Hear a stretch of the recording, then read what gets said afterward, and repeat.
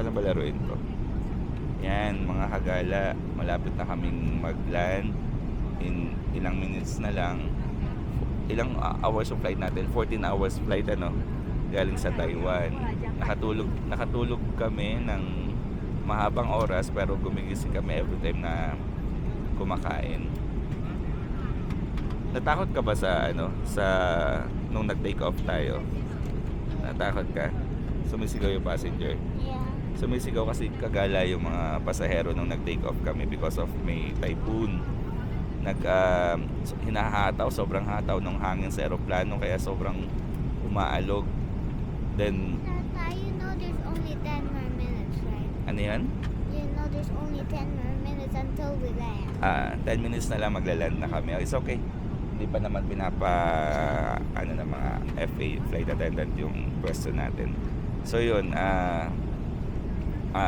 nung una natatakot si Kara na nagkasisigawan yung mga tao, pero sabi ko sa kanya wag siya mag-worry because the pilot can manage, kasi yun yung forte ng pilot, di ba? Kumbaga we are passenger, yung pilot yung nagmamaneho ng eroplano, so alam niya yung gagawin niya. So nung sinabi ko nung una nagwo-worry si Kara dahil nga sigawan, tapos sobra yung alog, siguro yung airplane parang tumatalon ka ng 1 meter bababang ganun, tapos ganyan, tapos nagshake na ganun. So yun yung experience namin for the first hour ng flight namin. This is not my first flight. So This is my second flight. for the first hour of our flight, yung turbulence niya doon natin naranasan. Di ba yung first flight naman natin kanina, kahapon, hindi naman ganun, di ba? Wala tayong na-experience because of the typhoon lang sa Taiwan, kaya namin na-experience yung grabing turbulence.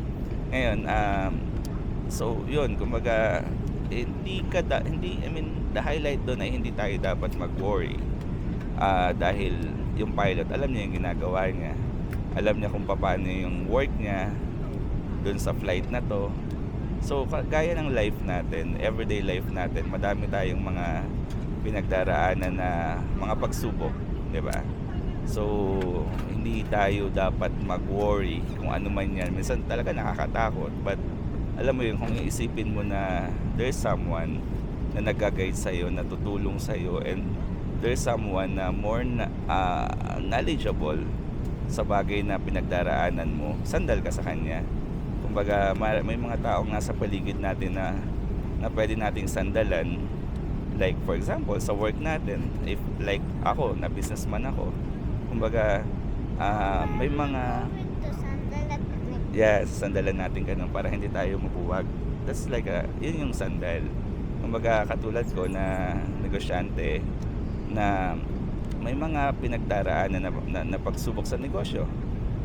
Sinasandalan ko yung mga empleyado ko, sinasandalan ko yung mga tumutulong sa akin in terms of guests, clients, at saka suppliers.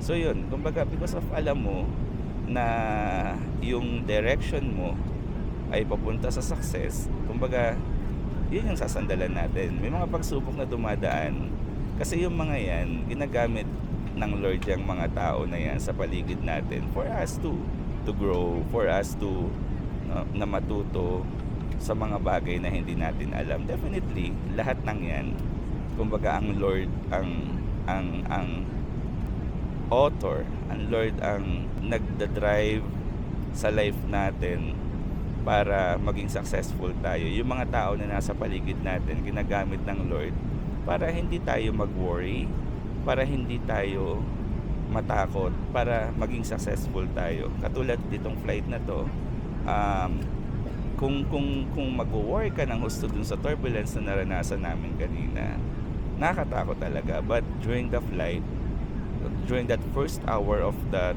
flight namin, na grabe yung yanig, grabe yung shake ng airplane, kung iisipin mo, nakakatakot talaga. But yung sa kabilang banda ng utak mo, iniisip mo na there is a pilot na well trained, there is a pilot na kaya niyang i-handle, kaya niyang i-manage yung situation. Hindi ka kailangan mag-worry because those people na nasa paligid natin, those people na sinasandalan natin, yun yung ginamit ng Lord for us na para hindi tayo mag-worry.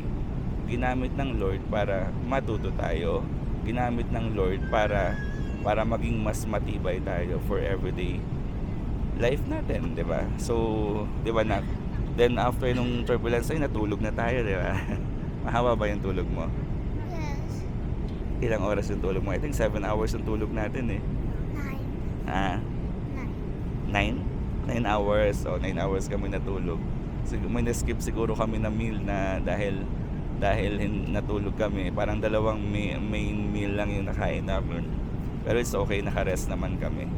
'Di ba? So, we're excited na mag-arrive siguro in less than 5 minutes or 5 minutes or 7 minutes pa yata. 7 minutes maglaland na kami sa Toronto Airport. Excited ka na magland sa airport sa Toronto? Yes, baby ka ba? Alright.